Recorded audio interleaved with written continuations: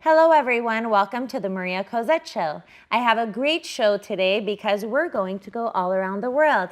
My guest is an avid traveler, Anet Khechoumian. She'll be here with me shortly. And of course, for any additional information about our show, or if you'd like to ask questions, inquiries, I love to hear from you. Email info@mariacozette.com. Stay with us.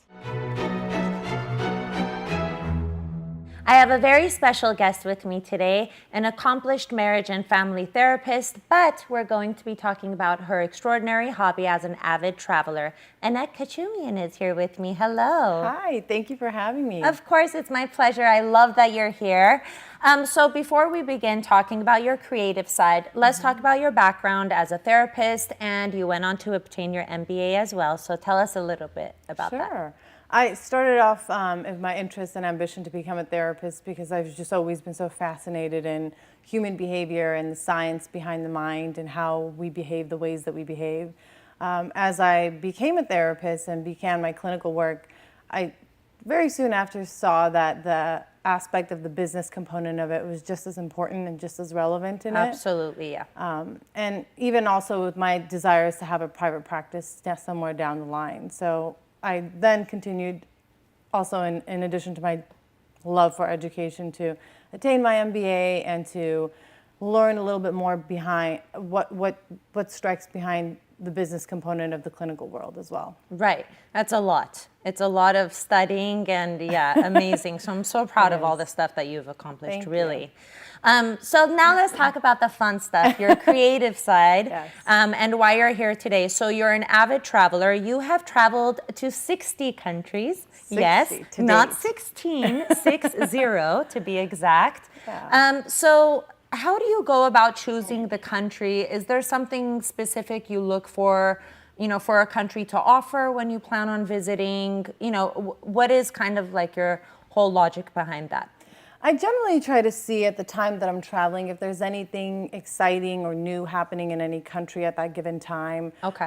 If there's an annual like a festival festival maybe or something. Like the World Cup happening in Russia was a great Right. example of Yes. that. So if there's something worthwhile to go see during that time that's highlighted in that country, and then I kind of take it from there and I geographically look at the route of where that's located and what else is nearby that would be suitable to travel following there. Right. So. And I know, but because you travel all that way, and it's fortunate that we live in California, but also unfortunate because we're far. So far, yeah. Yeah. So at least when you get there, you go to a bunch of different places. Actually, tell me about your experience in Russia, because you were there during the World Cup, and then you kind of hopped around to other places too. How was that? How was the energy there during the World Cup? Oh, it's so exciting. There's so much good energy. It's so invigorating. It's so nice to be at a place where so many other people are tending to also at the same time. Right. And so it's just very alive and exciting and just being in the moment of what's currently happening, and especially when it's something that's part of history. Yeah, I was going to say that. You were part of history. Yeah, that's amazing. exciting. I love it. Yeah. Okay, so what about some of the trips that you go on are organized through a trip. It could be an agency. I know Kontiki is one of them. And then sometimes you go solo, and I admire your bravery because there are some places you've gone to solo. But of course, that's a whole different type of experience on its own. So what is your whole planning process when you approach these trips? Generally, if I'm going somewhere that I'm very unaware of and it's somewhere very new and maybe politically very adverse or not the most safe place to be visiting, right. I tend to lean more towards a group or a structured avenue. Otherwise, I do personally really enjoy being able to go somewhere and kind of just plan it as I go and kind of just get a ticket over there and plan the first 2 nights of staying there and just figure it out and explore the country as I go. Sometimes. I do wing it. Interesting. And you know what? You probably stumble upon amazing things. Oh, absolutely. Yeah. Absolutely. Whether it's the people that I meet that live there or people that I meet that also happen to be passing by in that country, events that might be happening that otherwise I really would have no way of knowing about. Right. From my computer living in Los Angeles. Yeah, So, of course. And then you befriend people Yeah. and create relationships yeah. from all around the It's world. so exciting. Yeah, that's awesome. So since we're talking about planning, is there a trip you plan on going to next? What are some countries you want to hit up? I know you mentioned you go every summer, Right. so that's like your big thing, although you travel otherwise throughout the year too. But what's the next one you're planning on? I'm very interested in visiting the Stan countries, like the Kazakhstan, the Tajikistan, those varying East variation countries that are very new and untouched and not very popular, Right. which is what's exciting for me. Yeah, it's more intriguing. Yeah, Absolutely. it's very organic in its form still. Yeah. And hopefully, if all goes well, North Korea is lined up for the next country. Yes. Really? What would entail planning a trip to North Korea? Because everybody has their own speculations about it, and I know that you're kind of working on the background stuff. So what goes into planning a trip to North Korea? There's quite a bit actually, because going into places that are more not as popular, not as commonly visited, might have more political uprise going on at any given place at any given time. There's a little bit more work that does go into it and finding out the details of things. How do I get there? How do I come back from there? Yeah. How do I make come back from there? What's the plan? How do I make Yeah. sure of what I need to do while I'm there so that I'm very respectful of the country and the culture of where I am, and that I'm confident in how to behave and what the rules and regulations are of that place. Yeah, so that's a great actually point that you brought up, because going to countries, you also have to consider cultural differences, maybe certain things that are like faux pas there, Yes. and some things that are not, that are okay. Do you look into that like before you're going, and is it part of your research? I do. I try to, but I also don't want to taint the experience by knowing too much about it. Yeah, that's so true. I try to be a little bit more cognizant of the things to be aware of, what to do and what not to do, and try to keep it as sort of basic. I am always very interested in knowing a bit about the history of the place, so I'm not as ignorant about it going into it. But I do love to hear from the people that are the origin of people that are there, of what they feel about their history of their country and the progress of where their country is going, whether that's in a political format or their healthcare or their education or their communities as a whole. So it's always very interesting to hear it from where you are while you're there, from people who are actually there, as opposed to reading it in a book. And really, you uncovered something very important in that's the beauty of traveling, because as much as you research, as much as you, you can even like look at things through Google Map, like see the place, you can research it all you want. It's not the same unless you're there, Absolutely. That's the beauty of traveling. It sure is. And we have so much more to talk to Anet about. Please stay with us. 7Q Spa Laser and Aesthetic Center has opened its doors to their new location in Glendale, a luxurious space offering cutting-edge technologies, including laser hair removal for men and women, all injectables and fillers, Botox, Restylane, Kybella, Juvederm Ultra Plus, and all other variations, PDO thread lift, PRP facial with mesotherapy and microneedling. Visit their new location, 7Q Spa Laser and Aesthetic Center.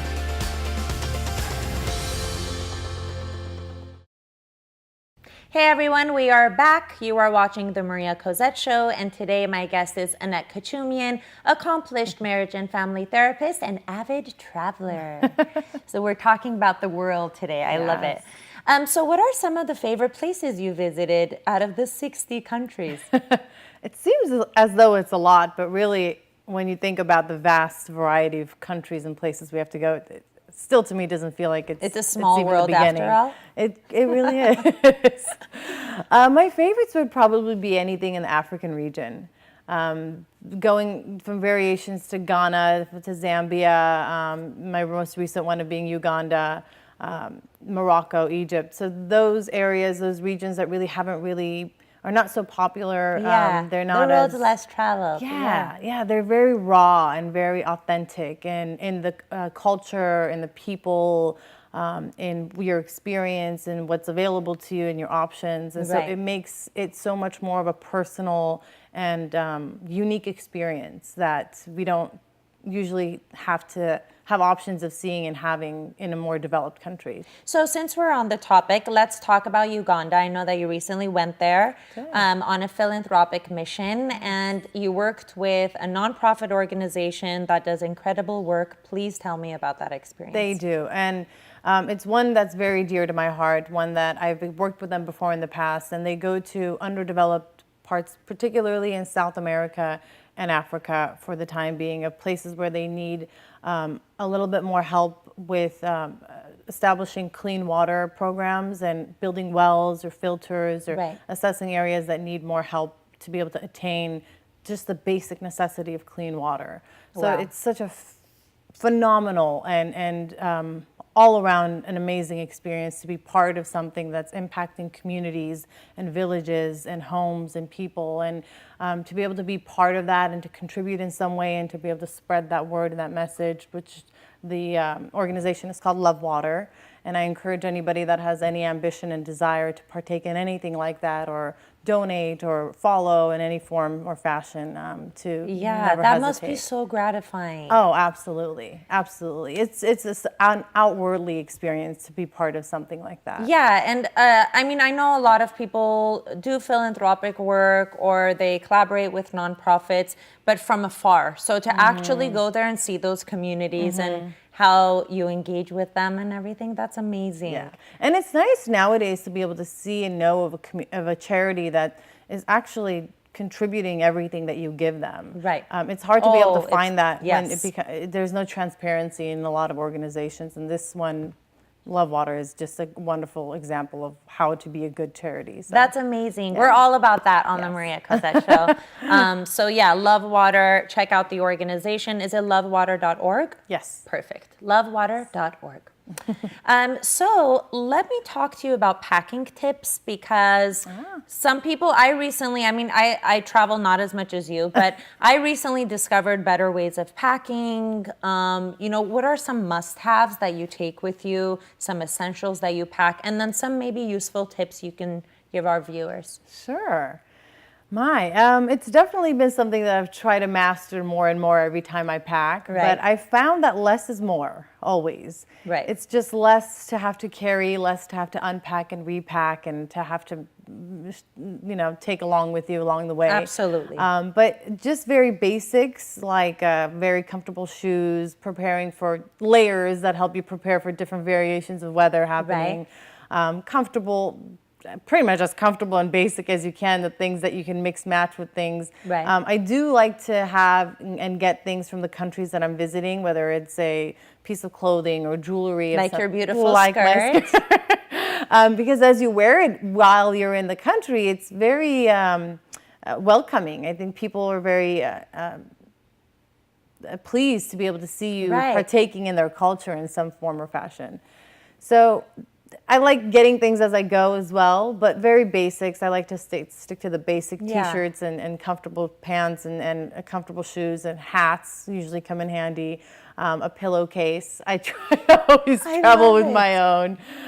Rolling method works, and being creative with what you can put where, and being Right. very organized as you pack, I think helps you to be able to know what you have and where it is, and so you can be on the move very quickly. Yeah, because when you're on an adventure, especially when you're going from country to country, especially for women, they, tend to overpack, Right. as I used to do. I Right. used to take like huge luggages, Yeah. and then I found that was actually holding me back from taking on an adventure. Right. So why? Yeah, and you're more inclined to shop wherever you go. So Yeah. it's an advantage. Yeah, you could just pick up and roll out. Exactly. Yeah. So what about giving some advice to people that love to travel? I don't know anybody that doesn't like to travel, but there are people that have apprehensions, or, because of budgetary constraints, or because of maybe their jobs, whatever the case may be. I feel like there's always some sort of window, even going on a road trip, just getting away, because traveling does so much for the soul. So what Right. advice would you give people that want to travel but aren't traveling? Because I also know people that haven't traveled for years. Right, right. I couldn't agree with you more. I think the benefits outweigh the costs by far. And I think a lot of times we get so caught up in the feeling that it's so impossible and it's so far and it entails so much and it becomes overwhelming. But you just kind of have to do it to some extent. But I think looking into it and seeing it more as a possibility and less as something that's daunting and that's impossible to happen. Starting to look into things, seeing how you might navigate around, budgeting your lifestyle, becoming maybe more of a minimalist and having less things, but concentrating more on the experience that you'll be getting. Keeping in mind that most countries are oftentimes a lot more cost effective than our dollar goes so far in so many places.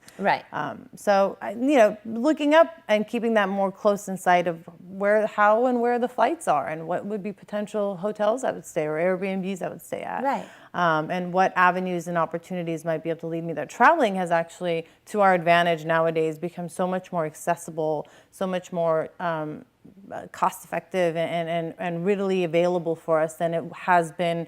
I think we still have that stigma that it's something rare, it's something that only somebody very wealthy can do and somebody who all the time in the world can do. It's absolutely more doable. Absolutely, so. Nice. And then, so with all this traveling, how do you find balance between work, because you work very hard, you're very accomplished, and then you find time for traveling, and as you said, it's not impossible. It's just a matter of prioritizing your life. So how do you find that healthy balance?